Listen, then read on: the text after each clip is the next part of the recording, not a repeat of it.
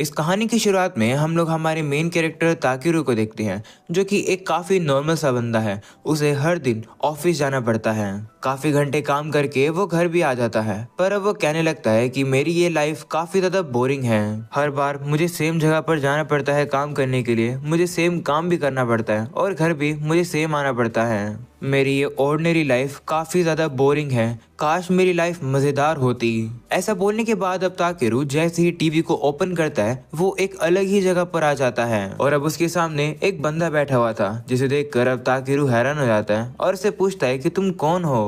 तो वो बंदा अब कहता है कि मैं वो पर्सन हूँ जो कि सोलर सिस्टम का ख्याल रखता है, तुम मुझे भगवान मान सकते हो, मैं पूरे यूनिवर्स को भी मैनेज करता हूँ। ऐसा बोलकर वो बताता है कि लेकिन मैं जितनी भी कोशिश कर लूँ, ये प्लेनेट जिसका नाम मेडियस है, जितनी भी मैं कोशिश कर लूँ, यहाँ की चीजें सही होती ही नहीं हैं। यहाँ की सिविलाइजेशन कोलैप्स होती ही जा रही है, इसलिए मुझे अब डायरेक्टली ही इंटरफेयर करना पड़ेगा। ऐसा बोलने के बाद वो ताकेरू से कहता है कि मैं तुम्हें वहां पर भेजूंगा, जिससे कि इस दुनिया के अंदर चेंजेस आ जाएंगे। ये सुनकर अब ताकेरू हैरान हो जाता है और कहता है कि तुम इतना बड़ा झटका मुझे अचानक से ही कैसे दे सकते हो। तो गॉड कहता है कि लेकिन तुम्हारे पास और कोई चॉइस भी नहीं है, तुम ऑलरेडी मर चुके हो। अगर तुम इस दुनिया के अंदर नहीं जाओगे तो तुम्हारी जो आत्मा है वो गायब हो जाएगी। और चिंता मत करो, मैं तुम्हें ऐसे ही खाली हाथ नहीं भेजूंगा, मैं तुम्हें गिफ्ट दूंगा।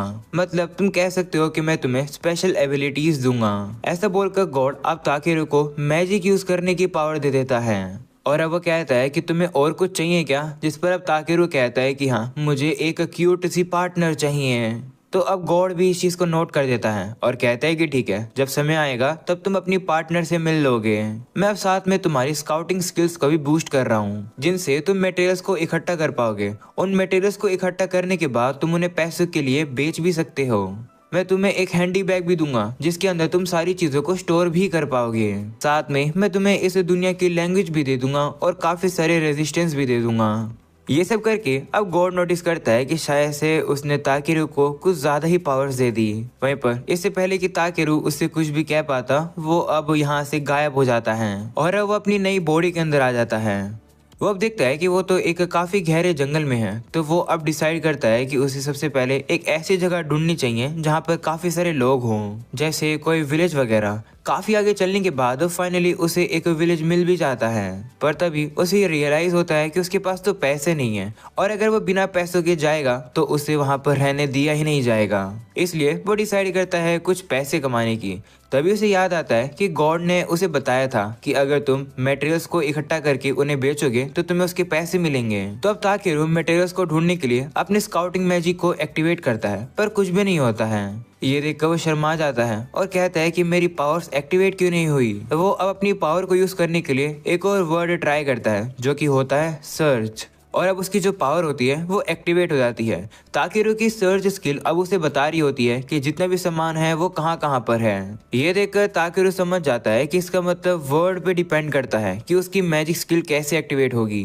वो अब कहता है कि मैं इन मटेरियल्स के बारे में डिटेल में भी जानना चाहता हूँ, इसलिए वो कहता है चेक, इन्वेस्टिगेट या फिर स्कैन। पर अब स्कैन कहने पर वो अब मटेरियल्स को डिटेल्स में पढ़ पा रहा है और अब ताकेरू अपना सबसे पहला मटेरियल इकट्ठा करता है, जो कि बी रैंक का होता है। अगले सीन में हम देखते हैं कि ताकेरू को अब जितना भी सामान मिलता है वो उन सभी को ही कलेक्ट कर लेता है, पर ज्यादातर सामान उसे लो रैंक का मिला हुआ है। और अब देखते देखते वो काफी सारे मटेरियल्स को इकट्ठा कर लेता है और अब फाइनली वो विलेज में पहुंच जाता है। वहाँ का गार्ड अब उसे रोक लेता है और कहता है कि तुम तो काफी लंबे हो, क्या तुम एक वॉरियर हो या फिर तुम एक स्वॉर्ड्समैन हो। तो वो कहता है कि नहीं, मैं तो बस मटेरियल्स बेचने के लिए आया हूँ। जिस पर अब वो गार्ड भी अब अपना नाम बताता है। वो कहता है कि मेरा नाम मैर्लो है और इस विलेज का नाम टोर्मी है। इस विलेज के अंदर तुम्हें एक शॉप दिखेगी जहाँ पर तुम अपने मटेरियल्स को जाकर बेच सकते हो।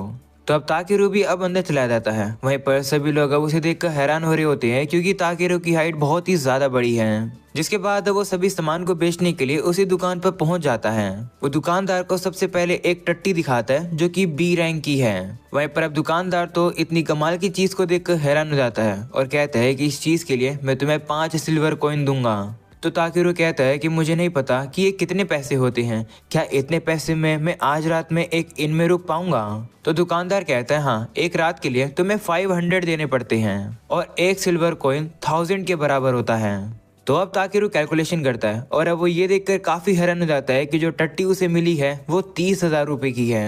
ताकेरू अब उसे टट्टी को बेच देता है, जिसके बाद अब वो उस दुकानदार को और भी सामान दिखाता है जो कि उसने इकट्ठा किया है। ये सभी सामान देखकर वो दुकानदार भी हैरान हो जाता है और कहता है कि लगता है कि तुम मटेरियल्स इकट्ठा करते हो। ऐसी बात है तो तुम्हारे लिए मेरे पास एक जॉब है। मैं चाहता हूँ कि ईस्टर्न माउंटेन पर जो मिसरिल और मिलते हैं तुम जाकर उन्हें कलेक्ट करो।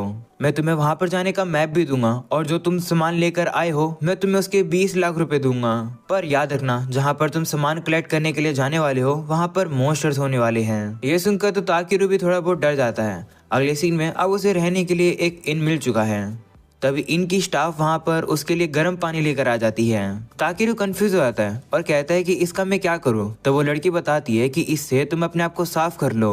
जिस पर ताकेरू कहता है कि लेकिन बात कहाँ पर है। तो वो लड़की अब कहती है कि हमारे पास ऐसी कोई चीज है ही नहीं। अगर तुम्हें बात चाहिए तो तुम्हें एक नोबल बनना पड़ेगा। ये सुनकर अब ताकेरू काफी डिप्रेस हो जाता है कि उसे यहाँ पर बात नहीं मिलेगी। वो काफी थका हुआ है इसलिए उसे बात चाहिए। पर अब वो लड़की बताती है कि मैंने सुना है कि कुछ मैजिक हैं जो कि मैजिक का यूज करके दूसरे लोगों को साफ कर देते हैं, पर इस विलेज में वो लोग नहीं हैं। तो अब ताकेरू के दिमाग में एक आइडिया आ जाता है और वो वहां से उस लड़की को भेज देता है और अब वो ट्राई करता है मैजिक को यूज करने की। वो कहता है क्लीन और अब उसका मैजिक एक्टिवेट हो जाता है, जिसकी वजह से पानी अब उसे अच्छे तरीके से साफ कर देता है। अगले दिन अब ताकेरू अपनी एक्सप्लोरेशन को फिर से कंटिन्यू करता है, पर अब उसे एक जगह पर एक मरा हुआ स्केलेटन मिलता है। ये स्केलेटन किसी सिक्योरिटी गार्ड का है। ताकेरू देखकर सोचता है कि शायद यहाँ पर लड़ाई करने के बाद ये मर गया होगा। तभी ताकेरू को उसके पास से एक फैमिली चार्म मिलता है जिसके अंदर एक लेटर भी होता है। ये लेटर उस सिक्योरिटी गार्ड की बहन का था। ये सब देखकर ताकेरू को बुरा लगता है तो वो अब उस स्केलेटन को जमीन में गाड़ देता है और उसे रेस्ट इन पीस दे देता है। अगले सीन में अब रात होने वाली होती है, इसलिए ताकेरू अब वहाँ पर एक सर्कल बना लेता है और उस सर्कल के अंदर वो अपने बैरियर को एक्टिवेट कर देता है। वहीं पर अब वो बैठकर खाना भी पकाता है और उसे वो खाना काफी पसंद भी आता है।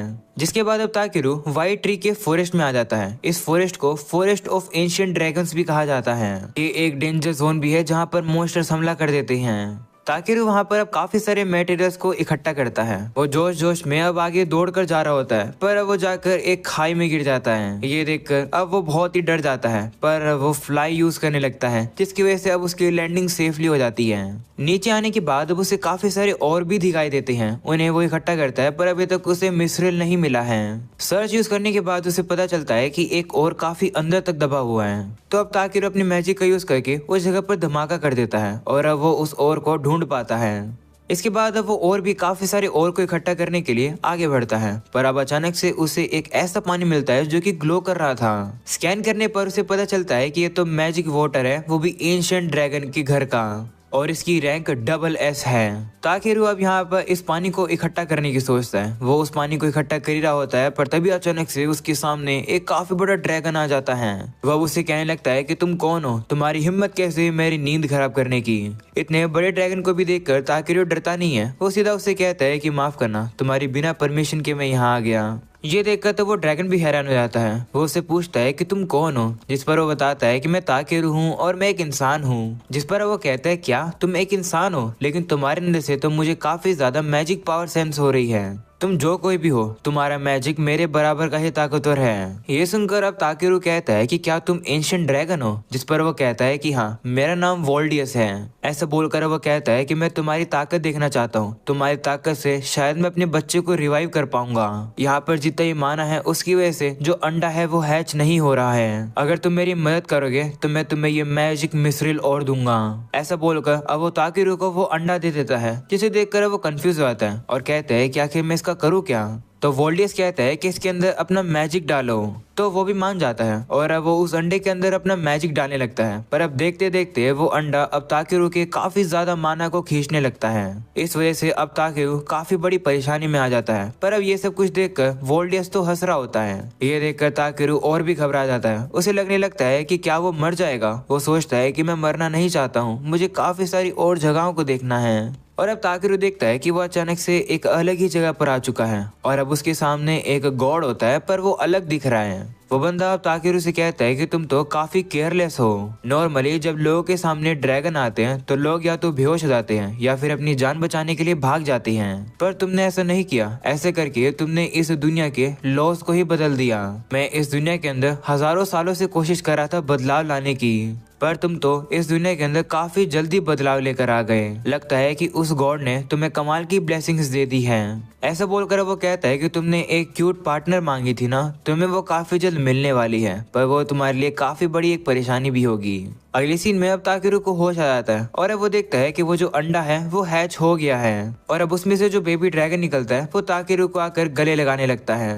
वोल्डेस अब ताकेरू को उस बच्चे का नाम रखने के लिए कहता है, तो वो भी थोड़ा सोचता है और अब वो उसका नाम बी रख देता है। बी को भी ये नाम काफी पसंद आता है। वोल्डेस भी अब बी से कहता है कि तुम्हारा ये नाम सही रहेगा, जाओ जाकर अब पूरी दुनिया घूमो। जिसके बाद बी अब ताकेरू की पार्टी को ज्वाइन कर लेता है। ये देखकर ताकेरू हैरान हो जाता है। वो वोल्डेस से कहता है कि तुम इसे मेरे साथ क्यों भेज रहे हो, ये तुम्हारा बेटा है, तुम मुझे जानते भी नहीं हो, तुम मेरे साथ इसे कैसे भेज सकते हो।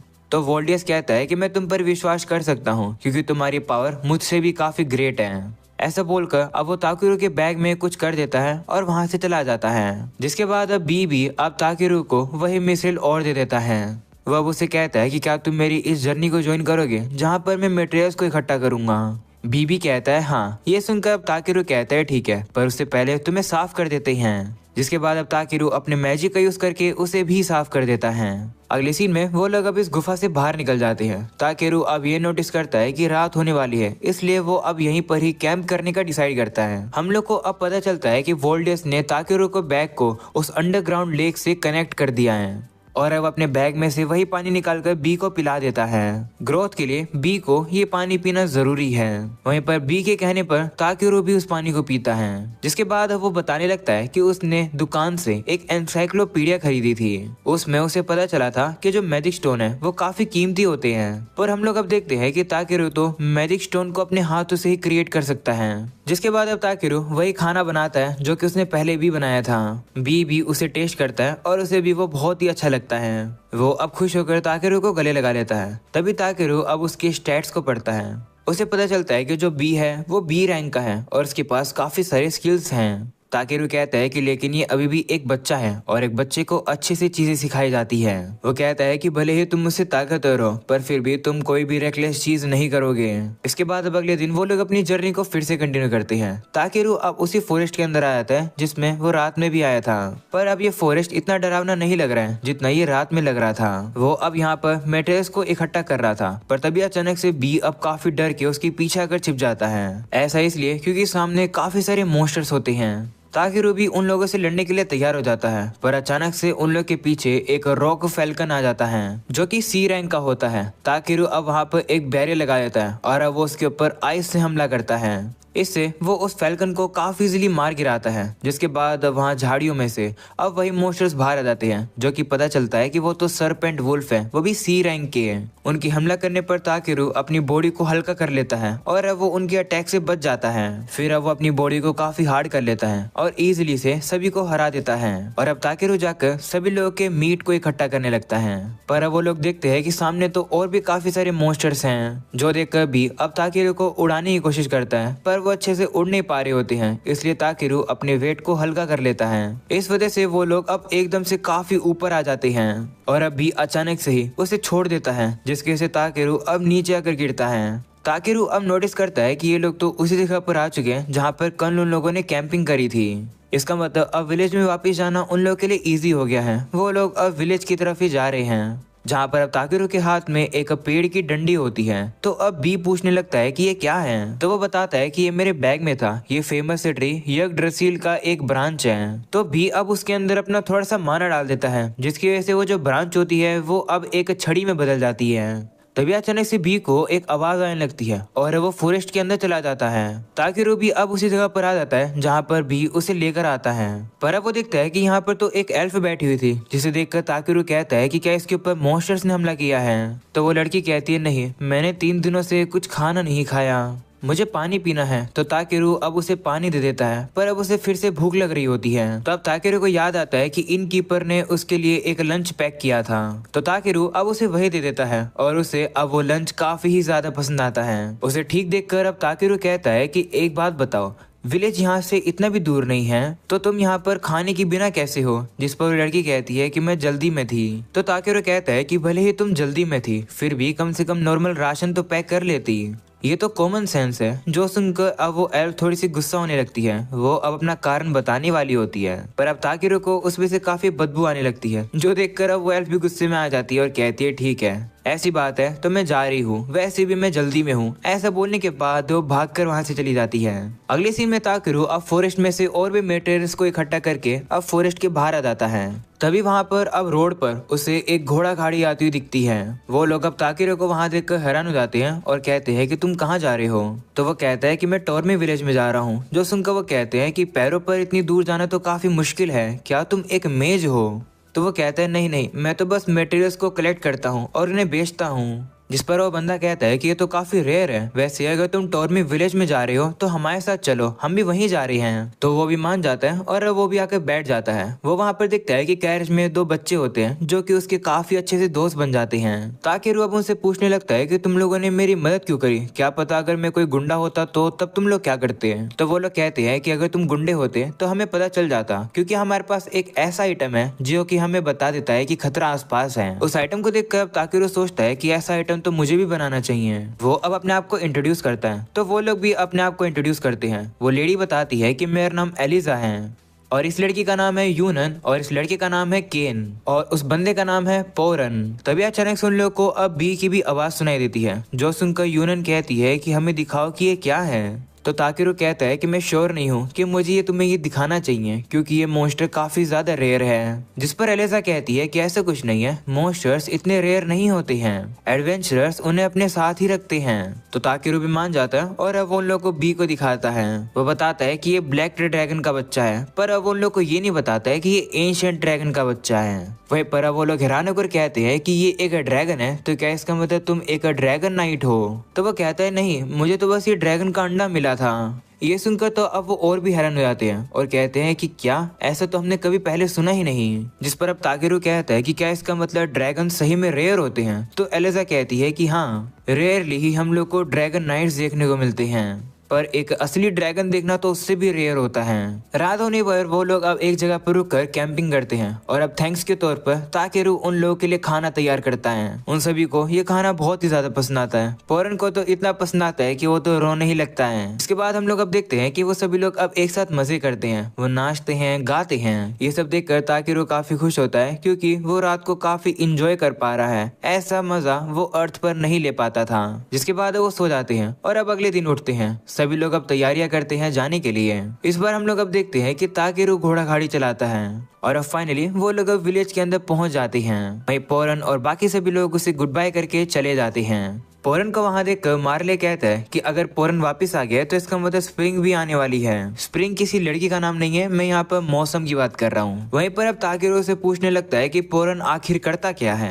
तो वो बताता है कि विंटर्स में वो गर्म जगहों पर जाता है और वहाँ पर पैसे कमाने के लिए वो वीविंग करता है, यानी कि कपड़े बनाता है। इसके बाद अब ताकेरू अब वही दुकान पर आ जाता है जहाँ पर जेरोमी अब ताकेरू के सारे सामान को चेक करता है। ताकेरू वहीं पर उसे मिस्रिल और के साथ साथ मिस्रिल मैजिक और भी दिखाता है। वो भी ये देखकर हैरान हो जाता है और कहता है कि तुम्हें आखिर ये कहाँ से मिला? इनके बारे में तो सिर्फ कहानियों में ही लिखा होता है। ये इतने ज्यादा कीमती होते हैं कि इनके सिर्फ कुछ ही टुकड़े मैजिक स्टोन को बदल सकते हैं पूरे किंगडम के अंदर। ताकेरू भी ये सुनकर इतना हैरान हो जाता है कि ये जो और हैं ये इतने पावरफुल होते हैं। वो कहता है कि मुझे तो बस ये ऐसे ही मिल गए हैं। वहीं पर अब जेरोमी कहता है कि तुम्हें तो इस दुनिया की कॉमन सेंस के बारे में बिल्कुल भी नहीं पता है। बेहतर रहेगा कि तुम बेलकाउन में चले जाओ। वो एक सिटी है जो कि इस विलेज से काफी बड़ी है। वहाँ पर तुम्हें एडवेंचरर गिल्ड भी मिलेगी और वहाँ पर तुम्हें काफी ज्यादा इन्फॉर्मेशन भी मिल जाएगी। तुम्हें समझ आ जाएगा कि आखिर ये दुनिया काम कैसी करती है। तुम वहाँ पर अपने मटेरियल्स को भी बेच सकते हो। तो ताकेरू भी अब उसकी बात मान जाता है। अगले सीन में वो अपने रूम में आकर अब गिल्ड के बारे में जानने लगता है कि आखिर एक गिल्ड होती क्या है। गिल्ड के बारे में काफी सारी चीजें पता लगाने के बाद अब ताकेरू कहता है कि मैं काफी लकी हूँ कि मैं इस दुनिया में आया हूँ। मैं इस दुनिया के अंदर ट्रैवल करना चाहता हूँ और ऐसी चीजें देखना चाहता हूँ जो कि मैंने आज से पहले कभी नहीं देखी।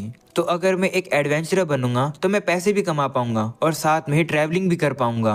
वो अब डिसाइड कर लेता है कि वो अब बेलकाइम में जाकर गिल्ड को ज्वाइन करेगा, पर अभी भी मुझे इस विलेज के अंदर काफी सारी चीजें करनी है तो मैं बाद में वहां जाऊंगा। जिसके बाद वो आकर उस फैल्कन को कटवा देता है और अब उससे जितना भी खाना मिलता है वो पूरे विलेज में बांट देता है और इसी तरीके से वहां पर एक पार्टी मन रही होती है। इसी तरीके से पार्टी करने के बाद वही लड़की जो कि उस फैल्कन को काट देती है वो उस फैल्कन की बोन से सूप स्टॉक पाउडर बना देती है। वो लेडी अब कहने लगती है कि जब तुम कल चले जाओगे तब तुम्हारे बिना काफी सूना सूना लगेगा। विलेजर्स भी चाहते हैं कि तुम थोड़े समय के लिए और रुको, जिस पर अब ताकेरू कहता है कि माफ करना, पर बाहर की दुनिया में ऐसी काफी सारी चीजें हैं जो कि मैं देखना चाहता हूँ। तो वह कहती है ठीक है, पर अब अपने साथ ये रखो। ऐसा बोलने के बाद वो उसे लंच दे देती है। वो उसे काफी सारा लंच दे देती है क्योंकि बेलकाइम में पहुंचने में उसे पूरा 1 महीना लगेगा। अगले सीन में अब ताकेरू अपने रूम में आ जाता है। उसे पता चलता है कि जेरोमी इस मैजिकल मिथ्रिल ओर को खरीदेगा नहीं क्योंकि ये बहुत ही ज्यादा कीमती है। ताकेरू सोचता है कि शायद मुझे इसे किसी तरीके से यूज कर लेना चाहिए। वो कहता है कि इस विलेज ने मेरी काफी मदद करी है तो मैं इस ओर को किसी ऐसी चीज में बदल देता हूँ जिससे इस विलेज का फायदा होगा। वो अब उस लालटेन की तरफ देखकर सोचता है कि क्या मैं इसे इस ओर के साथ कंबाइन कर सकता हूँ। वो अब इस चीज को करने का ट्राई करता है और अब वो चीज परफेक्टली बन जाती है।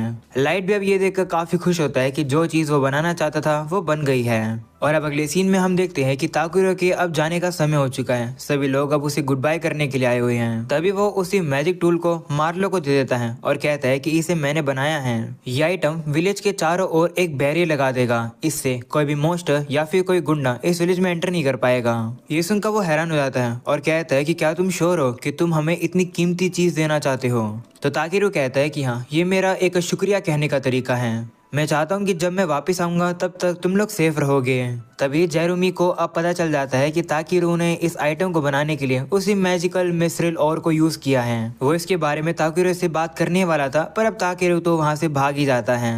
ताकेरू अब बेलकाइम की तरफ जा ही रहा होता है पर रास्ते में अब उसे एक काफी बड़ा क्रैब दिखाई देता है जिसकी रैंक C है और इस क्रैब को खाया भी जा सकता है। जैसे ताकेरू ये बात सुनता है वो अब इस क्रैब को हराने के लिए तैयार हो जाता है। वो अब लड़ने के लिए जाने वाला था पर तभी बी हमला करके उस क्रैब को बेहोश कर देता है। पर अब वहाँ पर और भी 2 क्रैब आ जाते हैं लेकिन अब वो इजिली उन सभी को हरा देते हैं। जिसके बाद अब रात भी हो जाती है। वो लोग अब वहीं पर कैंपिंग करते हैं और उन्हें क्रैब को पकाकर खा लेते हैं। और अब काफी ज्यादा ट्रैवल करने के बाद वो लोग अब फाइनली कमर्शियल सिटी ऑफ बेलकाइम यानी कि किंगडम ऑफ एल्जेरियो में पहुंच जाते हैं। स्कैन करने पर ताकेरू को ये भी पता चलता है कि यहाँ पर कॉन्टिनेंट का सबसे बिगेस्ट गिल्ड है। पर अब सिटी में एंटर करने से पहले इंस्पेक्शन हो रहा होता है। जो चेकिंग कर रहे होते हैं वो अब ताकेरू से कहते हैं कि तुम एक गैदरर हो, ये तो काफी रेयर बात है, क्या तुम यहाँ पर बेलकाइम में सामान बेचने आए हो। तो ताकेरू कहता है नहीं, जरा मैं गिल्ड ज्वाइन करना चाहता हूँ। तो वो बंदा भी मान जाता है पर वो कहता है कि लेकिन सबसे पहले मुझे तुम्हारे ऊपर एवरास करना होगा।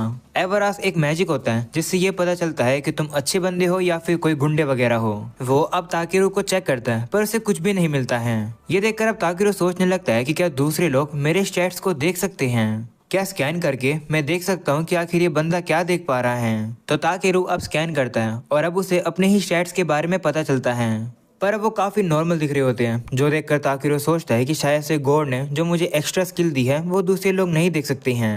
पर तभी अब वो बंदा कहता है कि लेकिन तुम्हारे अंदर ये ब्लेसिंग ऑफ ड्रैगन क्यों दिखा रहा है। तो ताकेरू अब उन लोगों को भी दिखाता है और कहता है कि इस वजह से क्योंकि मेरे पास एक ड्रैगन है, ये मेरा पार्टनर है। जिस पर वो बंदा कहता है कि क्या तुम प्रूव कर सकते हो कि ये तुम्हारा ही है। तो अब ताकेरू अब उसके ऊपर एक चाम पहना देता है जो कि विलेज के बच्चों ने उसे दिया था।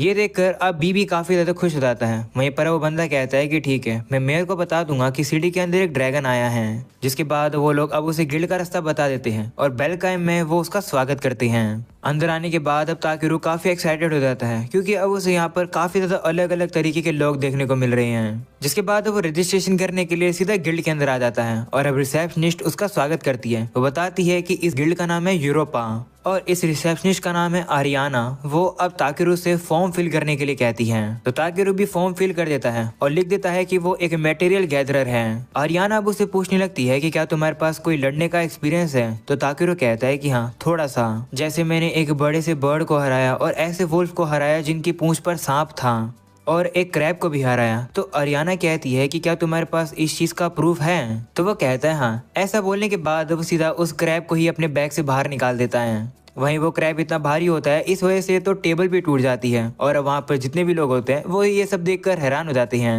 ताकेरू अब कहता है कि क्या प्रूफ के तौर पर इतना काफी है। तभी ये सब गिल्ड मास्टर भी देख लेता है और अब वो देखता है कि ताकेरू के पास तो एक आइटम बॉक्स भी है। उसे उसके ऊपर शक होने लगता है, इसलिए अब वो ताकेरू के ऊपर एवरेस्ट स्किल को यूज कर देता है। तब उसे पता चल जाता है कि ताकेरू सच बोल रहा है और वो कोई बुरा पर्सन नहीं है। वो अब ताकेरू से पूछता है कि क्या तुम्हारे पार्टी के अंदर और भी कोई मेंबर है जिनके साथ तुम रजिस्ट्रेशन करना चाहते हो। तो वो कहता है कि हाँ, बी है मेरा पार्टनर। ये देखकर वो सभी हैरान हो जाते हैं कि ताकेरू जो कि एक गैदरर है, उसके पास एक पार्टनर है जो कि एक ड्रैगन है। वहीं पर अब जितने भी एडवेंचर्स होते हैं वो सोचने लगते हैं कि अगर ताकेरू हमारी पार्टी के अंदर आ जाएगा तो हम लोगों का काफी फायदा हो जाएगा। वो लोग अब ताकेरू के पास जाने वाले थे, पर तभी आरियाना सभी लोगों को रोकती है और अब वो ताकेरू से कहती है कि चलो दूसरे रूम में चलते हैं और तुम्हारा रजिस्ट्रेशन कंप्लीट करते हैं। और अब दूसरे रूम में आकर वो अब ताकेरू का रजिस्ट्रेशन कर देती है और अब उसे एक गिल्ड कार्ड दे देती है जो कि एक ब्रेसलेट जैसा दिखता है। आरियाना बताती है कि शुरुआत में तुम्हारी रैंक F होगी, उसके बाद धीरे धीरे करके बढ़ जाएगी। अगले सीन में ताकेरू अब उसी मरे हुए सोल्जर के घर पर आ जाता है जो कि उसे जंगल में मिला था। हमें पता चलता है कि ताकेरू ने इस विलेज में आने से पहले उन्हीं गार्ड से पूछ लिया था इस बंदे के घर के बारे में। उसे ये भी पता चलता है कि वो जो सोल्जर था वो काम इसलिए करता था जिससे कि वो अपने पापा के लिए दवाइयाँ खरीद सके। ताकेरू भी अब देखता है कि उसके फादर तो सही में बीमार है। ये देखकर अब उसके दिमाग में एक आइडिया आता है, जिसके बाद हमें कुछ और समय बाद का सीन दिखाया जाता है जहां पर ताकेरू गिल्ड में एक क्लाइंट को काफी अच्छे अच्छे मटेरियल ढूंढ कर लाकर दे देता है। तभी आरियाना भी वहां आ जाती है। वो ताकेरू को बताती है कि तुम्हारे लिए काफी सारी जॉब्स आई हैं, जिस पर अब वो सोचता है कि वो सारी जॉब्स को तो नहीं ले पाएगा, इसलिए वो कुछ ही जॉब्स को ले लेता है। जिसके बाद वो हॉट स्प्रिंग में आ जाता है। वो अब याद करता है कि बेलकाइम में आए हुए उसे 1.5 महीना पूरा हो चुका है। जब वो पहली बार यहाँ आया था तो यहाँ का बात काफी बेकार था, तो वो अपनी क्लीन वाली पावर का यूज करके पानी को साफ कर देता है। और अब इसी के साथ अब वो गर्म पानी में मजे कर रहा होता है और अपनी सारी थकान हटा रहा होता है। तभी वहाँ पर क्ले नाम का बंदा आ जाता है जो कि रेयरली ही यहाँ पर नहाने के लिए आता है। हमें पता चलता है कि ताकेरू ने उस सोल्जर के फादर को अपनी हीलिंग पावर को यूज करके ठीक कर दिया है। इसी के बारे में वो ताकेरू से पूछने लगता है कि क्या तुम हीलिंग स्पेल यूज कर सकते हो। तो वो कहता है कि वो तो बस मैं ऐसे ही कर रहा था, किसी को मैंने कॉपी किया था। जिस पर अब क्ले कहता है कि अभी तक तुम्हें नोटिस मिल चुका है कि तुम अपनी रैंक बढ़ा सकते हो, तो तुम अपनी रैंक क्यों नहीं बढ़ा रहे हो। जिस पर वो कहता है कि ऐसा इसलिए क्योंकि मैं नहीं चाहता हूँ कि मेरे पास ज्यादा अटेंशन आए। अगले सीन में गिल्ड में अब वही बंदा अब ताकेरू को उसकी जॉब को कंप्लीट करने का रिवॉर्ड दे देता है और कहता है कि तुम अब अपनी रैंक को बढ़वा सकते हो तो बढ़वा लो ना, इससे हमारा भी फायदा होगा। वहीं ताकेरू उसे मना कर देता है क्योंकि उसे लो रैंक की जॉब्स को पूरा करने में ही मजा आता है और उसके ऊपर ऐसे करने से ज्यादा टेंशन भी नहीं आएगा। वो दरअसल शांति से अपनी लाइफ को जीना चाहता है, पर तभी अचानक से एक बंदा आकर वहां पर बताता है कि गॉब्लिन्स हमला कर रहे हैं। तो अब अगले सीन में हम देखते हैं कि सभी एडवेंचरर्स अब उनसे लड़ने के लिए तैयार हो जाते हैं। एक बंदा जो कि सभी का हेड है वो सभी से कहता है कि जितने भी डी रैंक के हैं या फिर उससे भी हाई वाले हैं उन सभी को इकट्ठा करो नॉर्थ स्टेशन में, और जितने भी हीलिंग मैजिशियन हो सके और जितने भी डॉक्टर हो उन्हें लेकर आओ। और अब वो म्यूसली से पूछता है कि क्या अभी सिटी के अंदर कोई ए रैंक का एडवेंचरर है। तो वो बताती है कि अभी के लिए सिर्फ क्ले है। जोसन का वो बंदा कहता है कि ठीक है, जल्दी से उसे इन्फॉर्म करो। वहीं ये सब कुछ अब देखकर ताकेरू सोचता है कि मेरी तो रैंक अभी तक F ही है, तो मेरा तो यहाँ पर कोई भी लेने देना नहीं है, मैं चलता हूँ यहाँ से। ऐसे बोलकर अब वो जा रहा होता है, पर तभी अब वही बंदा उसे रोक लेता है और कहता है कि तुम भी हमारे साथ चल रहे हो। तो अब ना चाहते हुए भी ताकेरू को उसकी बात माननी पड़ती है।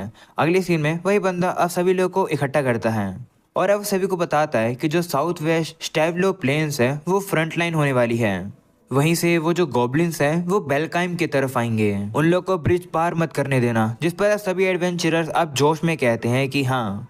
उन सभी को इतना जोश में देखकर ताकेरू सोचता है कि इन सभी लोगों में तो काफी जोश है, मैं इनको कभी भी कीप अप नहीं कर पाऊंगा। उसे इतना डरा हुआ देखकर कुछ एडवेंचरर उससे कहते हैं कि तुम्हारी F रैंक है ना, कोशिश करना कि तुम हमारे रास्ते के बीच में ना आओ। ऐसे बोलकर अब वो उसका मजाक उड़ाने लगते हैं। पर तभी अब वही बंदा वहां पर आ जाता है। वो अब ताकेरू से कहता है कि तुम वही गैदरर हो ना जिसके बारे में मैं काफी सुन रहा हूँ। मैंने तुम्हारे बारे में गिल्ड मास्टर से काफी अच्छी बातें सुनी है। गिल्ड मास्टर रेयरली ही किसी को इस तरीके से प्रेस करता है। ऐसा बोलने के बाद वो ताकेरू को घूरने लगता है, जिस पर वो भी उसकी तरफ स्माइल करके देख रहा होता है, जो देखकर वो बंदा हैरान हो जाता है और कहता है कि तुम तो काफी इंटरेस्टिंग हो।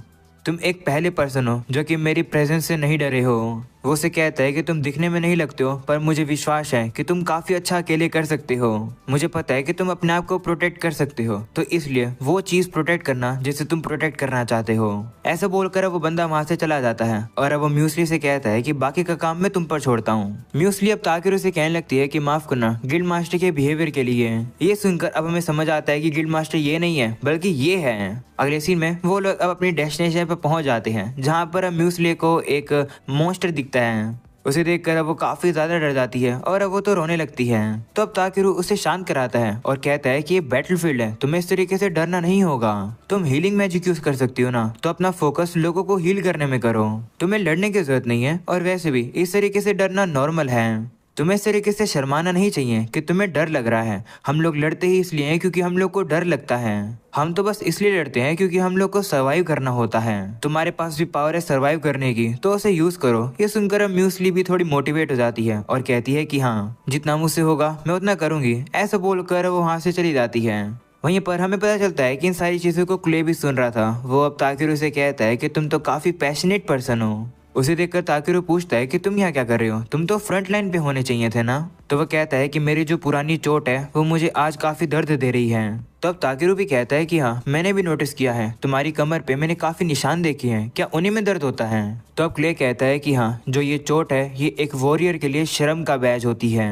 ये मेरी चोट कमर पे है, तो इससे तुम्हें लगा होगा कि ये चोट मुझे तब लगी होगी जब मैं दुश्मनों से भाग रहा था। जिस पर ताकेरू कहता है कि लेकिन मुझे पता है कि तुम्हें ये चोट किसी को डिफेंड करते टाइम लगी थी। इतनी बड़ी चोट लगने के बाद भी तुम जिंदा हो, इसका मतलब है कि तुम किसी और को भी प्रोटेक्ट कर सकते हो, तो इसमें शर्म की बात क्या है। ये सुनने के बाद अब क्ले भी काफी खुश हो जाता है कि ताकेरू उसके बारे में बुरा नहीं सोचता है। तभी अचानक से वो लोग अब देखते हैं कि जो गोब्लिन्स है वो फ्रंट लाइन को ब्रीच करके अब सीधा वहां पर पहुंच चुके हैं। तो क्ले अब डिसाइड करता है कि वो आगे जाएगा। जिस पर अब ताकेरू कहता है कि लेकिन तुम्हारी चोट में तो दर्द हो रहा है। जिस पर वो कहता है कि हाँ, भले मेरी बॉडी क्यों ना टूट जाए, मैं तुम्हें प्रोटेक्ट करूंगा और बाकी सभी लोगों को। ऐसे बोलकर वो लड़ने के लिए चला जाता है। वहीं ताकेरू अब नोटिस करता है कि जो म्यूसली है वो अब सभी लोगों को हील कर रही है और अब वो और डर नहीं रही है। ये देखकर अब ताकेरू भी सोचता है कि वो इस तरीके से खाली हाथ नहीं बैठा रह सकता है, इसलिए अब वो उस एरिया के अंदर मैजिक शील्ड लगा देता है जिससे कि वहाँ के लोग सेफ रहें। और अब वो खुद क्ले को ढूंढने के लिए चला जाता है। जिसके बाद हमें बैटलफील्ड का ही सीन दिखाया जाता है, जहाँ पर हम उन्हीं दो एडवेंचरर्स को देखते हैं। वो लोग एक ही बारे में काफी सारे गोब्लिन्स को संभाल नहीं पा रहे होते हैं और अब कुछ गोब्लिन्स उनसे छूटकर अब आगे बढ़ जाते हैं और अब वो बेलकाइम की तरफ जाने लगते हैं। तभी ताकेरू वहां पर पहुंच जाता है और अब अपने हाथ को वो काफी ज्यादा सख्त कर लेता है और अब वहीं से वो उन गॉब्लिन्स को मारने लगता है। तभी बी भी अपनी पावर का यूज करके सभी मॉन्स्टर्स को काफी जोर का झटका दे देता है और खत्म कर देता है। ताकेरू अब उन एडवेंचरर से जाकर कहता है कि आखिरकार ये मॉन्स्टर्स यहाँ तक कैसे पहुंच गए। जिस पर कहते हैं कि ऐसा इसलिए क्योंकि हाई रैंकिंग मॉन्स्टर एक गॉब्लिन सर्जेंट आ गया है, उसी की वजह से फ्रंट लाइन कोलैप्स हो गई, पर क्ले की वजह से हम लोग वहाँ से भाग पाए। इसके बाद हमें अब क्ले को ही दिखाया जाता है जो की काफी सारे गॉब्लिन से लड़ रहा है, पर अब उसकी हालत बुरी होने लगती है और अब वो और ज्यादा लड़ नहीं पाता है। कुछ गॉब्लिन्स अब उसे मारने वाले होते हैं, पर तभी बी अपनी लाइटिंग पावर का यूज करके उन्हें खत्म कर देता है। ताकेरू को वहां पर देखकर क्ले कहता है कि तुम यहाँ क्या कर रहे हो। जिस पर अब वो कहता है कि तुम्हारी हालत लड़ने लायक नहीं है, तुम्हारी चोट में तुम्हें काफी दर्द हो रहा है। अभी के लिए हम लोग वापस चलते हैं और एक काउंटर अटैक तैयार करते हैं। भी और मैं भी लड़ सकते हैं, तुम चिंता मत करो। जिस पर वो कहता है नहीं, अगर हम लोग भाग भी जाएंगे तो भी वो लोग हमें पकड़ लेंगे। इतने में ही गॉब्लिन सर्जेंट वहां पर आ जाता है और अब वो उनके ऊपर हमला कर देता है और अब वहां पर और भी काफी सारे गॉब्लिन्स आ जाते हैं, तो वो लोग को भी अब उन लोगों से लड़ना पड़ता है। इतने में ही ताकेरू अब क्ले से कहता है कि तुम्हारी कमर पर जो चोट है क्या वो तुम्हारे लिए इम्पोर्टेंट है, तुम उन्हें गायब क्यों नहीं करवाना चाहते हो। जिस पर क्ले कहता है कि मैं उन निशान को हेट करता हूँ, इससे मुझे याद रहता है कि मैंने एक गलती करी थी। तो ताकेरू कहता है कि अगर तुम उस निशान को हिट करते हो तो मैं उसे गायब कर देता हूँ। ऐसा बोलकर अब ताकेरू अपने बैग से वही मैजिक वाटर निकालता है और उसके ऊपर फेंक देता है, जिसके बाद वो अपनी पावर का यूज करके अब उसे हील भी कर देता है। हम लोग अब देखते हैं कि क्ले की चोट तो हील हो जाती है, पर अब वो ट्रांसफॉर्म हो जाता है और अब वो तो पहले से भी और ज्यादा ताकतवर हो चुका है और अब वो इजीली जाकर दुश्मनों को काफी आराम से हरा देता है। जिसके बाद अब गिल्ड मास्टर वहां पर आता है। वो अब ताकेरू से कहता है कि क्या तुमने ही क्ले की पावर को बाहर निकाला है। जिस पर वो कहता है कि हाँ, मैंने तो बस थोड़ी सी हीलिंग मैजिक को यूज किया था। तो गिल्ड मास्टर कहता है कि नहीं, इतना नहीं है, मैंने सुना कि तुमने एक बड़ी सी स्पेल फेंकी उसके ऊपर, आखिरकार तुम कौन हो? जिस पर अब वो कहने लगता है कि मैं तो बस एक नॉर्मल सा एफ रैंक का एडवेंचरर हूँ जो कि मटेरियल्स को इकट्ठा करता है। तो अब गिल्ड मास्टर उस पर शक करने लगता है, पर वो कहता है कि चलो कोई बात नहीं, तुम्हारे एक्शन के लिए गिल्ड तुम्हें रिवॉर्ड देगी। इसके बाद हमें रात का सीन दिखाया जाता है जहाँ पर हम देखते हैं कि क्ले नॉर्मल हो चुका है और अब वो ताकिरू से पूछने लगता है कि आखिरकार तुमने किया क्या, मेरे अंदर इतनी ताकत कैसे आ गई? जिस पर अब वो कहता है कि मैंने तो बस तुम्हारे ऊपर मैजिक एलिमेंट वाटर फेंका था और रेडी फुलियास कास्ट किया था। वो बताता है कि वो जो वाटर था वो अंडरग्राउंड लेक से कनेक्ट था जो कि एंशिएंट ड्रैगन के घर का था। ये सुनकर क्ले हैरान हो जाता है और कहता है क्या एंशिएंट ड्रैगन कौन है? तो ताकिरू बताता है कि वो बी के पेरेंट्स हैं। ये सुनकर क्ले अब हैरान हो जाता है और अब वो ताकिरू से पूछने लगता है कि आखिरकार तुमने वो पानी मेरे ऊपर क्यों फेंका? तो वो कहता है कि मुझे लगा कि अगर मैं ऐसा करूंगा तो तुम्हारी जो हीलिंग है वो और ज्यादा स्पीड अप हो जाएगी। जिस पर अब क्ले कहता है कि इसका मतलब तुम एडवांस हीलिंग स्पेल भी यूज कर सकते हो। जिस पर ताकिरू कहता है कि मैं तो बस कॉपी कर रहा था जो मैंने देखा था। अपेरेंटली हीलिंग मैजिक तब ज्यादा इफेक्टिव होता है जब मैं बॉडी के कंपोजिशन को इमेजिन करता हूँ। ये काम इसलिए कर गया क्योंकि मुझे पता है कि जो इम्पोर्टेंट नसें होती है वो बैग के अंदर कॉन्सेंट्रेटेड होती है। ये सब सुनकर क्ले बहुत शौक हो जाता है और अब वो ताकिरू से कहता है कि सच सच बताओ कि आखिर तुम हो कौन? तो अब ताकिरू भी सोचने लगता है कि आखिर मुझे क्या करना चाहिए। गॉड ने मुझे ये तो नहीं कहा है कि मैं अपनी आइडेंटिटी रिवील नहीं कर सकता हूँ, पर अगर मेरी सच्चाई सामने आ जाएगी तो मैं अपनी नॉर्मल जिंदगी नहीं जी पाऊंगा। पर मुझे बुरा भी लग रहा है क्योंकि मेरी ही गलती की वजह से क्ले का अपीयरेंस बदल गया।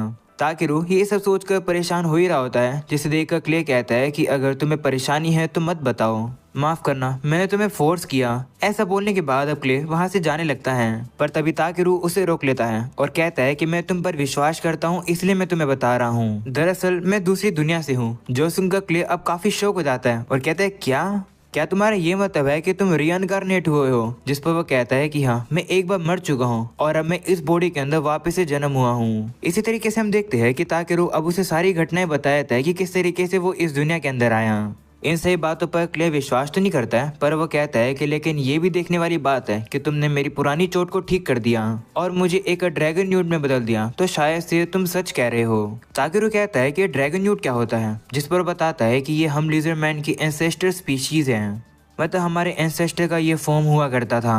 मुझे गर्व है कि मैं इस फॉर्म को ले पाया, पर मुझे डर लगता है कि जब मैं इस फॉर्म में आता हूँ तो कहीं मैं अपना दिमाग खो ना दूं और सारी चीजों को तबाह ना कर दूं। तो ताकिरू कहता है कि घबराओ मत, मुझे विश्वास है कि तुम जल्दी सीख जाओगे कि आखिर यूज कैसे करते इस फॉर्म को।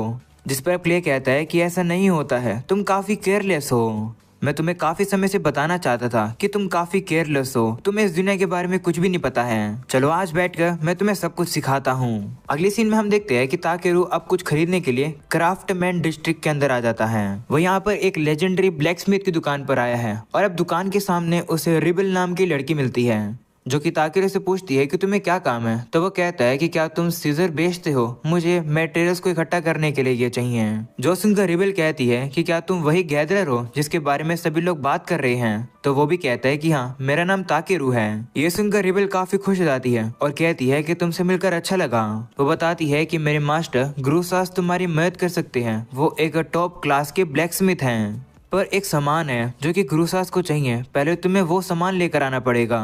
तो ताकिरू भी मान जाता है और अब उसके बाद वो लोग दुकान के अंदर आ जाते हैं। वो अब देखता है कि यहाँ पर तो ब्लैकस्मिथ जो है वो काम कर रहे हैं, जो देखकर वो कहता है कि ये तो काफी कमाल का काम कर रहे हैं। जिस पर रिबेल भी कहती है कि हाँ देखना, एक दिन मैं ग्रूसास की टेक्निक को सीख लूंगी और एक हीरो के लिए तलवार बनाऊंगी। जिसके बाद अब वो ग्रूसास से मिलने के लिए जाते हैं। ग्रूसास भी अब ताकिरू को देखकर समझ जाता है कि ताकिरू वही फेमस मटेरियल गैदरर है। रिबेल अब दादाजी से कहने लगती है कि मैं सोच रही थी कि ताकिरू ईदरा और को लेकर आ सकता है, जिससे हम लोग तलवार बनाकर क्राफ्टमैन एग्जीबिशन के अंदर पार्टिसिपेट कर पाएंगे। तो दादाजी कहने लगती है कि नहीं, ईदरा ऑर्ब रूहाई माइन के अंदर मिलता है। एक गैदरर के लिए वहां पर जाना काफी ज्यादा खतरनाक है। पर अब रिबेल उसे फोर्स करने लगती है। वो कहती है कि एक बार इससे पूछ कर तो देख लो, पर अब दादाजी अभी भी मना कर रहे होते हैं। वो कहते हैं कि रूहाई माइन के अंदर काफी सारे मॉन्स्टर्स हैं, अफवाहों की सुने तो वहाँ पर डीमंस भी हैं। ये सुनकर अब रिबेल भी कहती है कि मैंने सुना है कि उन्हीं डीमंस की वजह से ईदरा और की सप्लाई गिर चुकी है। माफ करना, मैंने इसके बारे में ताकिरू को बताया नहीं था। जिस पर अब दादाजी उससे कहते हैं कि तुम तो लाइफ की वैल्यू भी नहीं करती हो। इसलिए तुम्हें तो अब एक हथौड़ा पकड़ने का भी हक नहीं है। मैं अप्रिशिएट करता हूँ कि तुम ताकेरू को यहाँ पर लेकर आई हो, पर इसका ये मतलब नहीं है कि हम लोग ताकेरू को वहाँ पर मरने के लिए भेज देंगे जस्ट बिकॉज हम लोग काफी डेस्परेट हैं एग्जीबिशन में जीतने के लिए। ये सुनकर रिबेल को भी अपनी गलती रियलाइज होती है और अब वो ताकेरू से कहती है कि माफ करना, इन सभी चीजों के बारे में भूल जाओ। पर तभी अब यही सारी बातें सुनकर ताकेरू अब दादाजी से कहता है कि तुम कह रहे हो कि जो और तुम्हें चाहिए वो रिहाई माइन के अंदर ही है। चलो अगर मैं वहां से वो और लेकर आ जाऊंगा तो क्या आप मेरे लिए ऐसी चीजें बना दोगे रिवॉर्ड के लिए जिन्हें सिर्फ मैं ही यूज कर सकूं। तो अब दादाजी हैरान हो जाते हैं और कहते हैं कि तुमने सुना नहीं क्या, वहां पर काफी मॉन्स्टर्स हैं। तो ताकेरू कहता है कि चिंता मत करो, नीचे जो कुछ भी होगा मैं उसे संभाल लूंगा। ऐसा बोलने के बाद अब ताकेरू उसकी टेबल पर वही क्रैब का एक हिस्सा रख देता है, जिसे देखकर दादाजी हैरान हो जाते हैं और कहते हैं कि इस मोस्टो को मारने में तो बी रैंक के एडवेंचरर्स को भी काफी दिक्कत होती है। जिस पर ताकेरू कहता है कि हाँ, पर मुझे कोई भी दिक्कत नहीं हुई, इसलिए प्लीज मुझे इस जॉब को लेने दो, मैं उस और को लेकर आ सकता हूँ। तो अब दादाजी भी उसकी बात मान जाते हैं। अगले सीन में ताकेरू अब रूहाइन माइन में जाने लगता है। वहां पर जाने से पहले उन लोग को बुइरा विलेज को पार करना होगा, जिसे मैनेज वोजरा ओलिव करते हैं। वहीं अब ताकेरू देखता है कि घोड़ा खाड़ी में दो और लोग बैठे थे। वो लोग अब बात करने लगते हैं कि हाल फिलहाल में काफी कुछ अजीब चीजें हो रही हैं, जैसे कि रोब्रिस पास के अंदर जो पॉइजनस हर्ब थे वो अचानक से ही रातों रात मुरझा गए, और तो और व्हाइट ट्री के फॉरेस्ट के अंदर भी कुछ न कुछ डिस्टर्बेंस हो रही है। जो सुनकर ताकेरू सोचता है कि कहीं ये मेरी गलती तो नहीं है, पर वो कहते हैं नहीं नहीं, ऐसा थोड़ी हो सकता है। इसके बाद अब ताकेरू वहां पर उतर जाता है। उतरने के बाद अब उसे वहां पर एक हॉर्स ट्रेडर का घर दिखाई देता है। वो अब सोचने लगता है कि काश मेरे पास भी एक घोड़ा होता जिस पर बैठकर मैं ट्रेवल कर पाता। तभी अचानक से वहां पर उसे उसी एल्फ की आवाज सुनाई देती है, जो कि अब उस हॉर्स ट्रेडर से कह रही होती है कि मुझे एक सफेद घोड़ा चाहिए, ना कि एक पक्षी। तो बंदा कहता है कि हमारे लिए तो ये हॉर्स ही है, क्योंकि ये सामान को उठाकर लेकर जा सकता है, पर अगर तुम्हें एक सफेद घोड़ा चाहिए यानी कि एक व्हाइट पेगासस चाहिए तो तुम्हें वोज रियाल में जाना चाहिए, जो कि ड्वार्फ का किंगडम है।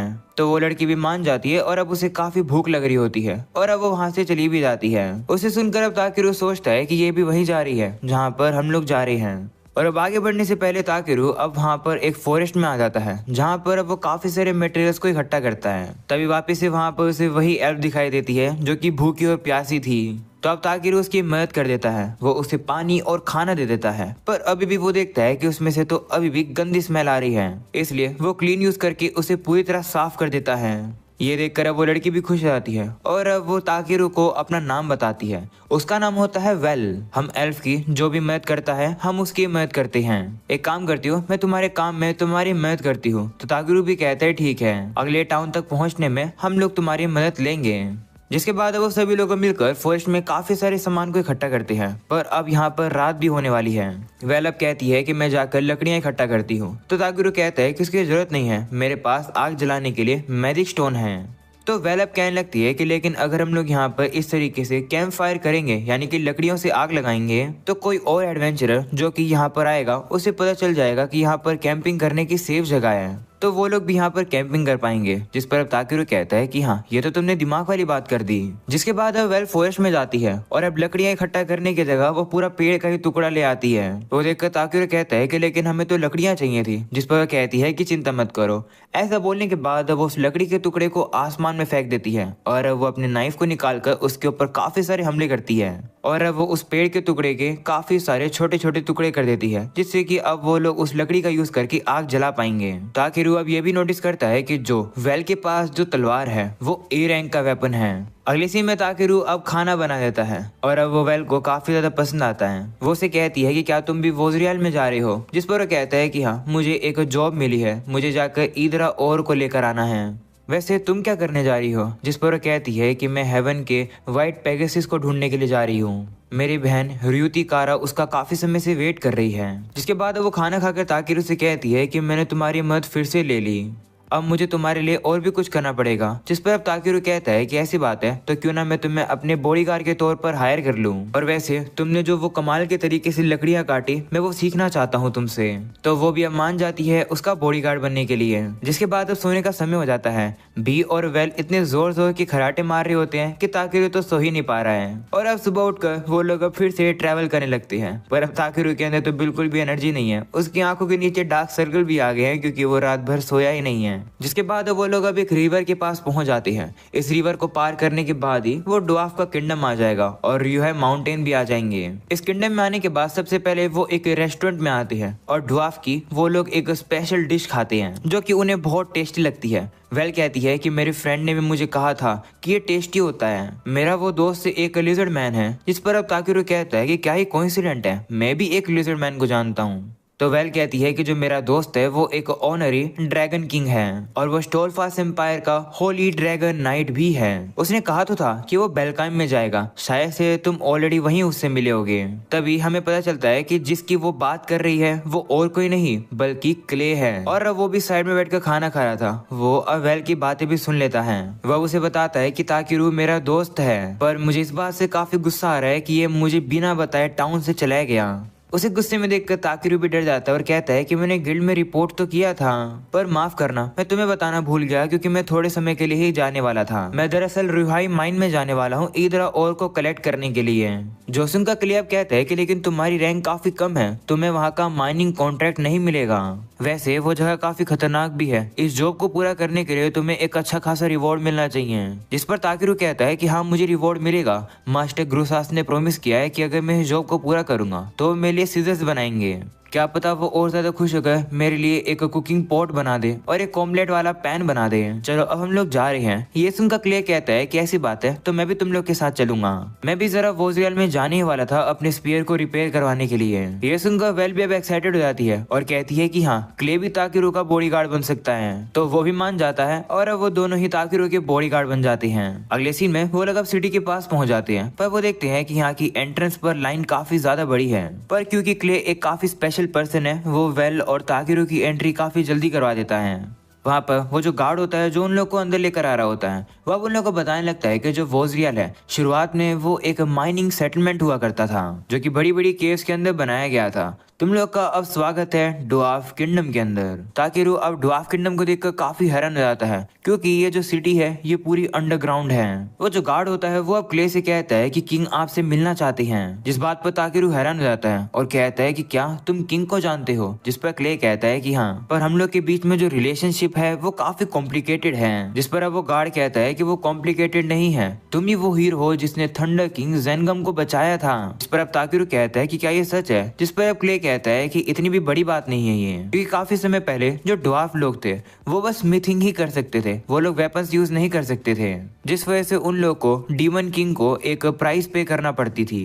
पर जैसे उस डीमन ने देखा कि मैं यहाँ से जा रहा हूँ तभी वो डर के मारे यहाँ से चला गया। जिस पर अब वो गार्ड भी कहता है कि हाँ उसी दिन को मनाने के लिए यहाँ पर हम लोगों ने स्टैचू भी बना रखा है। वो लोग अब देखते हैं कि यहाँ पर तो सही में क्ले का स्टैचू बना हुआ है, पर ये तो थोड़ा बहुत गॉडजिला जैसा लग रहा है। वो बिल्कुल क्ले की तरह लग ही नहीं रहा है, जो देखकर वो काफी गुस्से में आ जाता है और अब वो राजा के पास आकर कहता है कि आखिरकार तुमने ऐसा स्टैचू क्यों बनवाया। जिस पर राजा कहता है कि वो स्टैचू काफी कमाल का दिखता है। जिसके बाद अब ताकेरू राजा को अपना इंट्रोडक्शन देता है और कहता है कि ये लेटर ग्रुसास ने मुझे आपको देने के लिए कहा था। राजा भी अब उस लेटर को पढ़ता है। ये लेटर ग्रुसास का है जो कि बेलकाइम कमर्शियल डिस्ट्रिक्ट के ब्लैकस्मिथ गिल्ड का रिप्रेजेंटेटिव भी है। लेटर में ग्रुसास लिखता है कि ताकेरू को रियोहाई माइन में जाने की परमिशन दी जाए।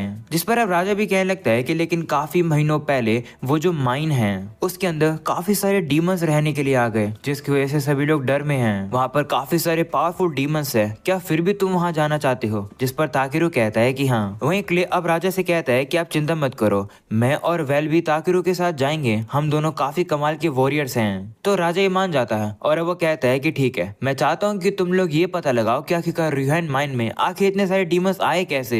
जिस पर अब ताकेरू हैरान हो जाता है और कहता है कि मैं डीमंस की सच्चाई थोड़ी जानने के लिए आया था, मैं तो यहाँ पर से ईदरा ओर्स को कलेक्ट करने के लिए आया हूँ। पर अब ताकेरू को राजा की बात माननी पड़ती है। इसके बाद वो लोग अब उस माइन के एंट्रेंस पर आ जाते हैं। वहाँ पर उन लोग को जैम्बो नाम का बंदा मिलता है जो कि इस सिटी के एडवेंचर गिल्ड का रिसेप्शनिस्ट है और यहाँ पर वो उन लोग को गाइड करने वाला है माइन में जाने का रास्ता। माइन में आने के बाद अब वो लोग देखते हैं कि यहाँ पर तो काफी अंधेरा है, तो ताकेरू अब लाइट मैजिक का यूज करके वहाँ पर रोशनी कर देता है और अब वो मैप को पढ़कर देखने लगता है कि आखिरकार वो और है कहाँ पर। आगे बढ़ने के बाद वो देखता है कि यहाँ पर तो सिर्फ लो लेवल के ही और हैं, इसलिए वो डिसाइड करते हैं कि वो और भी ज्यादा अंदर जाएंगे। पर अब अचानक से उन लोगों के ऊपर 2 स्पाइडर हमला कर देते हैं। पर अब क्ले और वेल मिलकर आराम से उन मॉन्स्टर्स को खत्म कर देते हैं। अंदर आने के बाद ताकेरू अब सोचता है कि यहाँ का जो मैजिक कंसंट्रेशन है वो काफी ज्यादा डीप है। वो अब एक ऐसे रास्ते पर आ जाता है जहाँ पर से आगे जाने का रास्ता ही नहीं है। पर अब ताकेरू को पता है कि इस दीवार के पार कुछ न कुछ तो है, इसलिए वो ज़ाम्बो से कहता है कि क्या यहाँ पर मैं थोड़ी बहुत माइनिंग कर सकता हूँ, तो वो भी मान जाता है। जिसके बाद अब ताकेरू सभी लोगों को पीछे होने के लिए कहता है और वहाँ पर धमाका करके सामने वाली दीवार को तोड़ देता है। ज़ाम्बो अब ये देखकर हैरान हो जाता है कि यहाँ पर तो इंद्रायित वेन पड़े हैं जो कि ईदरा और से भी काफी ही ज्यादा रेयर होते हैं। अब ताकेरू भी उन्हें स्कैन करता है। उसे पता चलता है कि जो इंद्रायित है वो ईदरा और का एक क्रिस्टलाइज फॉर्म होता है। तभी अचानक से उन लोग को पता चलता है कि इस केव के अंदर जो डीमन रह रहा था वो अब उन लोग की तरफ आ रहा है, जो देखकर ताकेरू अब थोड़ा बहुत गुस्से में लग रहा होता है। वो अब वेल और क्ले से कहता है कि इस डीमन से मुझे लड़ने देना, क्योंकि ये हमारा शिकार है। हम लोग को पता चलता है कि वो जो डीमन है वो तो एक काफी बड़ा सा क्रैब है, जो देखकर ताकेरू और बी के मुंह में पानी आ जाता है, क्योंकि उन लोग को क्रैब का टेस्ट काफी अच्छा लगता है। ये देखकर वेल और क्ले काफी हैरान हो जाते हैं कि ताकेरू और बी तो इसे खाना चाहते हैं। वो क्रैब अब अचानक से हमले भी करने लगता है। वेल अब कहने लगती है कि ये जो मॉन्स्टर है ये ए लेवल का है, हम सभी लोगों को एक साथ मिलकर इससे लड़ना होगा। इस बात पर अब क्ले भी एग्री करता है और अब वो दोनों इससे लड़ने के लिए तैयार हो जाती हैं। पर अब ताकेरू उन लोगों को पीछे ही रोक लेता है और कहता है कि नहीं, इसे मैं संभालूंगा। जिसके बाद हम देखते हैं कि ताकेरू अपनी बॉडी को काफी ज्यादा हार्ड कर लेता है और अब वो सीधा ही उस क्रैब की तरफ दौड़ देता है। वहीं बी भी अपनी स्पेशल साउंड का यूज करके उस क्रैब को वहीं पर पैरालाइज करने की कोशिश करता है। इसके बाद अब ताकेरू जाकर काफी जोर से उस क्रैब के सर पर अपनी छड़ी मारता है, पर अब उसे कुछ भी नहीं होता है। ये क्रैब जितना दिखता है ये तो उससे भी ज्यादा टफ होता है, लेकिन अभी भी ताकेरू हार नहीं मानता है। वहीं पर बी अपनी आइस पावर का यूज करके उस क्रैब के पैर को वहीं जमा देता है, जिससे कि वो हिल नहीं पाता है। स्कैन करने के बाद अब ताकेरू को उस क्रैब के वीक पॉइंट्स भी दिख जाते हैं और अब वो उन्हीं पॉइंट्स पे हमले करके उस क्रैब को काफी आराम से हरा देता है, जो देखकर सभी लोग काफी हैरान हो जाते हैं। पर अब क्ले ताकेरू से गुस्से में आ जाता है और कहता है कि तुम आखिरकार इससे अकेले ही क्यों लड़ रहे थे। तो ताकेरू कहता है कि माफ करना, वो तो मैं थोड़ा जोश में आ गया था। मुझे लगा कि हम लोग अगर वेपन का यूज करेंगे तो हमारे ऊपर काफी खून लग जाएगा, और अगर इस क्रैब को हल्की सी भी गलत जगह पर चोट लग गई तो इसे खाने में मजा नहीं आएगा। तो क्ले कहता है कि मैं समझ गया हूँ कि तुम इसे खाना चाहते हो, पर क्या तुम भूल गए हो कि मैं तुम्हारा बॉडीगार्ड हूँ। मुझे पता है कि तुम काफी ताकतवर हो, तुम्हारा मैजिक भी काफी कमाल का है, पर मैं चाहता हूँ कि ऐसे मोमेंट पर तुम शांत रहो और अपने साथियों के ऊपर भरोसा करो और एक साथ मिलकर लड़ो। वैसे भी मैं और वेल तुम्हारे जजमेंट को इग्नोर नहीं करेंगे, पर फिर भी हम लोग ये चाहेंगे कि तुम हम पर थोड़ा बहुत निर्भर हो। तो ताकेरू भी कहते हैं ठीक है, मैं अगली बार ध्यान रखूंगा।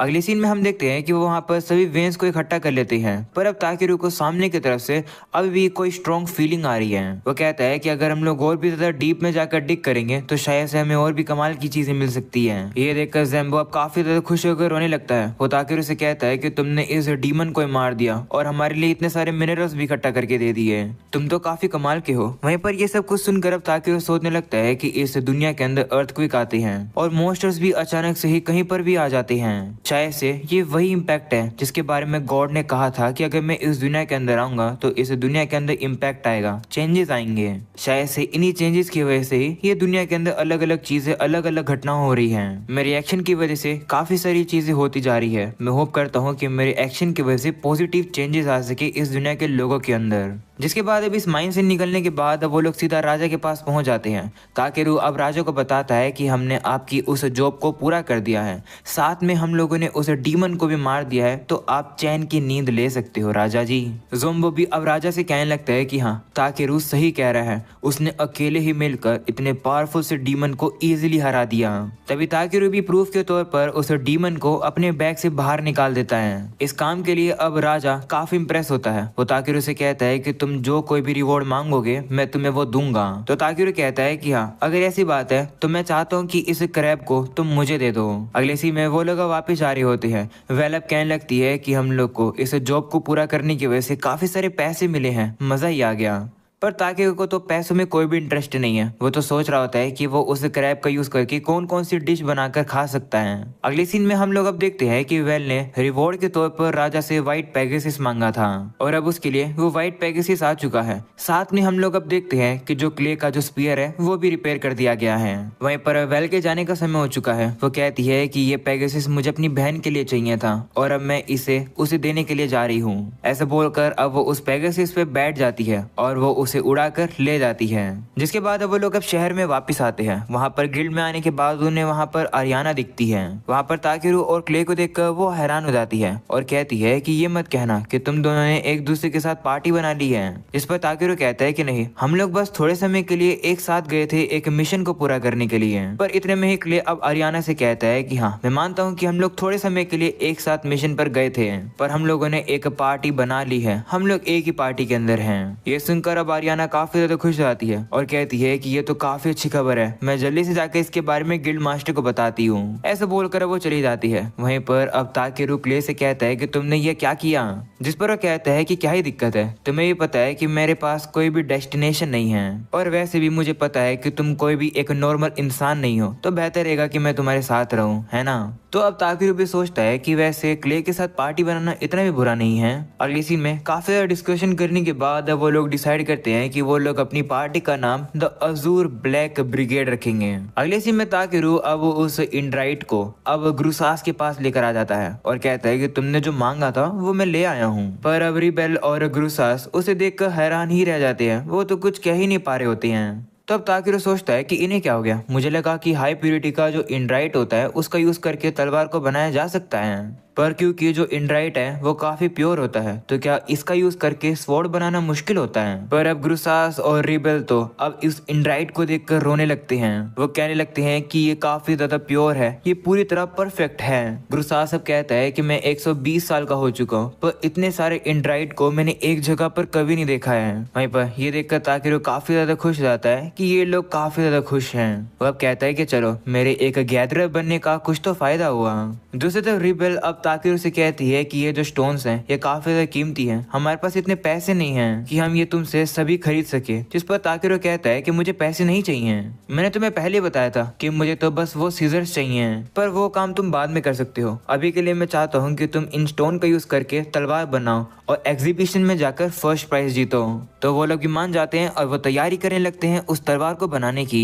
जिसके बाद हम लोग को अब आधे महीने बाद की कहानी दिखाई जाती है, जहाँ पर ताकेरू और क्ले बैठकर आराम से खाना पीना कर रहे थे। तभी वेड वहाँ पर आता है। वो ताकेरू से कहता है कि एक इम्पोर्टेंट पर्सन चाहते हैं कि तुम उसके पास आओ। क्ले भी अब देखता है कि उस लेटर के ऊपर हाउस लूजलेवेच का क्रेस्ट बना हुआ है, यानी कि ये लेटर इस बेलकम यानी कि पूरे इस किंगडम के लॉर्ड का है। ताकेरू अब सोचता है कि वो मुझे बुला रहा है, कहीं अगर मैं जाऊंगा तो कोई गड़बड़ तो नहीं हो जाएगी। वो बहाना मारने लगता है और कहता है कि मेरे पेट में दर्द है, मैं जा नहीं सकता हूँ। तो वेड कहता है कि चिंता मत करो, लॉर्ड बेलमीमेंट एक नोबल पर्सन है, वो तुम्हें परेशान नहीं करेंगे।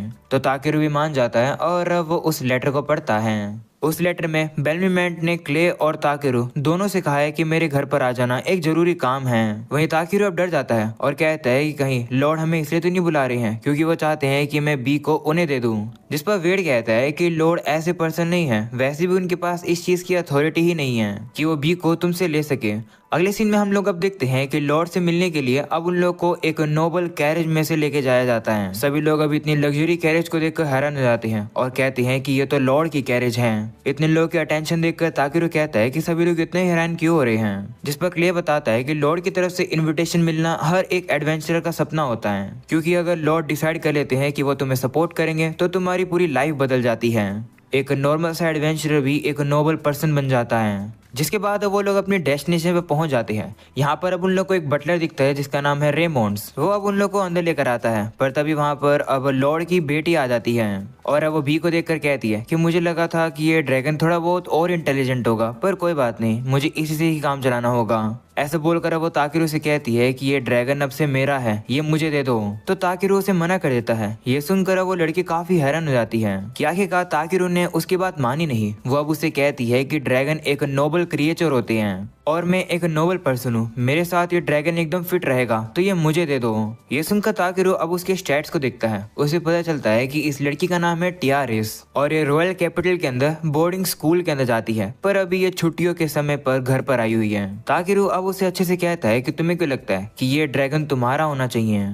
तो वो कहती है कि बर्नार्ड ने मुझे कहा था कि एक एडवेंचरर है जो कि अपने पास ड्रैगन रखता है, तो ये तो नेचुरल है कि एक ड्रैगन तो मेरे पास होना चाहिए। बर्नार्ड ने कहा था कि तुम्हारे सामने जब भी कोई एक एरोगेंट सा एडवेंचरर आए तो उसके सामने एकदम रॉयल तरीके से एक्ट करना, जिससे कि वो तुम्हारे ऑर्डर्स को माने। जो सुनकर अब ताकेरू सोचता है कि बर्नार्ड तो काफी हरामी है। वैसे आखिरकार बर्नार्ड है कौन? वहीं पर ताकेरू उससे कहता है कि लेकिन माफ करना, बी मेरा फैमिली का एक हिस्सा है, ये मैं तुम्हें नहीं दे सकता हूँ। ये सुनकर टियारिस अब काफी ज्यादा दुखी हो जाती है। वो कहती है कि मुझे नहीं पता था कि ये तुम्हारा बॉन्डेड पार्टनर है, माफ करना, मैंने तुमसे रूड तरीके से बात करी। ऐसा बोलकर अब वो रोने लगती है, जो देखकर भी उसे शांत कराता है। वहीं ताकेरू अब उससे पूछने लगता है कि वैसे तुम्हें आखिरकार एक ड्रैगन चाहिए ही क्यों, जिस पर वो कहती है कि मैं उसे मदर को दिखाना चाहती हूँ, ये काफी इम्पोर्टेंट है।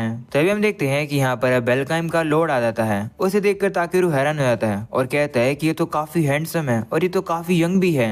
अगली सीन में वो लोग अब लॉर्ड के साथ बैठे होते हैं और उसे पूछते हैं कि आखिरकार आपने हमें यहाँ पर क्यों बुलाया है। तो वो कहता है कि मैं चाहता हूँ कि तुम लोग मेरी वाइफ की मदद करो। तो ताकेरू पूछता है कि तुम्हारी वाइफ को हुआ क्या है। तो क्ले बताता है कि लॉर्ड की वाइफ आधे साल से बेड पर ही बीमार पड़ी है। वहीं अब लॉर्ड भी कहता है कि हाँ, और जब मैंने ताकेरू तुम्हारे बारे में सुना कि तुमने एक बंदे की बुरे से बुरी बीमारी ठीक कर दी, इससे प्रूव होता है कि तुम्हारी जो पावर्स है वो काफी कमाल की है, इसलिए मैं चाहता हूँ कि तुम अपनी पावर का यूज करके मेरी वाइफ को ठीक कर दो। जिस पर अब ताकेरू सोचने लगता है कि जो मेरा मैजिक है उस मैजिक की वजह से क्ले भी इवोल्व हो गया था। अगर इस बार मैंने गलती कर दी तो मुझे नहीं पता कि लॉर्ड की वाइफ के साथ क्या हो जाएगा। वहीं अब लॉर्ड कहने लगता है कि टियारिस को भी अपनी मदर की ही वजह से एक ड्रैगन चाहिए, क्योंकि कुछ दिनों बाद टियारिस को वापस से स्कूल में जाना पड़ेगा। तो उसे लगा कि जब वो चली जाएगी तो उसकी मॉम काफी उदास हो जाएगी, इसलिए वो एक प्यारे से क्रिएचर यहाँ पर छोड़कर जाना चाहती है, जिससे कि उसकी मॉम हमेशा खुश रहे। मुझे पता है कि टियारिस काफी नादान है, पर उसका दिल काफी ज्यादा प्योर है, वो बस अपनी मदर के लिए ये सब करना चाहती है। वहीं पर अब ये सब कुछ सुनने के बाद तो अब क्ले भी काफी इमोशनल होकर रोने लगता है। तो अब ताकेरू से भी उन लोग की ये सब हालत नहीं देखी जाती है और अब वो भी अब कहता है कि ठीक है, मुझे दिखाओ कि तुम्हारी वाइफ कहाँ है। तो वो भी मान जाता है, जिसके बाद अब वो उन लोग को अपनी वाइफ के पास लेकर आता है। वो अब अपनी वाइफ को बताता है कि मैं ताकेरू को लेकर आ चुका हूँ, ये वही पर्सन है जिसके पास मिस्टीरियस पावर है, ये किसी की भी बीमारी को ठीक कर सकता है। ऐसा बोलकर अब वो ताकेरू को सामने आने के लिए कहता है, पर अब ताकेरू कहता है कि उससे पहले क्या यहाँ पर तुम लोग थोड़ी सी रोशनी कर सकते हो। तो लॉर्ड कहते हैं नहीं, मेरी वाइफ सनलाइट से सेंसिटिव है। तो ताकेरू कहते हैं ठीक है। जिसके बाद वो जाकर अब लॉर्ड की वाइफ को स्कैन करता है। ताकेरू को अब पता चलता है कि लॉर्ड की वाइफ, जिसका नाम एमेथ है, उसको तो एक ही बारी में काफी सारी बीमारी हो रखी है। जो सुनकर लॉर्ड अब कहता है कि क्या तुम इसे ठीक कर सकते हो। तो ताकेरू कहता है कि मैं इन सिम्टम्स को तो ठीक कर सकता हूँ, जैसे कि सनलाइट से जो सेंसिटिविटी होती है वो, जॉइंट्स में जो दर्द होता है वो, पेट में जो दर्द होता है वो, और जो चक्कर आते हैं वो। पर अब ताकेरू सोचता है कि इसे ईवर पॉइजनिंग भी है, जिसके बारे में मुझे नहीं पता है कि ये क्या होती है। अगर मेरा मैजिक इसे क्योर नहीं कर पाएगा तो कोई बात नहीं, मैं बाकी की बीमारी को तो ठीक कर दूंगा, तो शायद से इतना तो काफी होगा। ताकेरू अब लॉर्ड से कहता है कि देख लो, मैं एक अननोन एडवेंचरर हूँ, तो क्या तुम मुझ पर विश्वास करके अपनी वाइफ की जिंदगी मेरे हाथ में सही में दोगे। वहीं पर मेहमत भी कहने लगती है कि जो मेरे हस्बैंड डिसाइड करेंगे मैं वही करूंगी। मैं ये एक्सपेक्ट नहीं कर रही हूँ कि कोई चमत्कार हो जाए, पर मैं बस ये चाहती हूँ कि मैं अपनी बेटी के हाथों को दोबारा पकड़ सकूं, इतना ही मेरे लिए काफी है। ऐसा बोलकर अब वो रोने लगती है, जो देखकर अब लॉर्ड भी इमोशनल हो जाता है और अब वो ताकेरू से कहता है कि हाँ, मैं तुम पर विश्वास करता हूँ, प्लीज मेरी वाइफ को बचा लो। तो ताकेरू भी मान जाता है और अब वो उसे ठीक करने के लिए तैयार हो जाता है।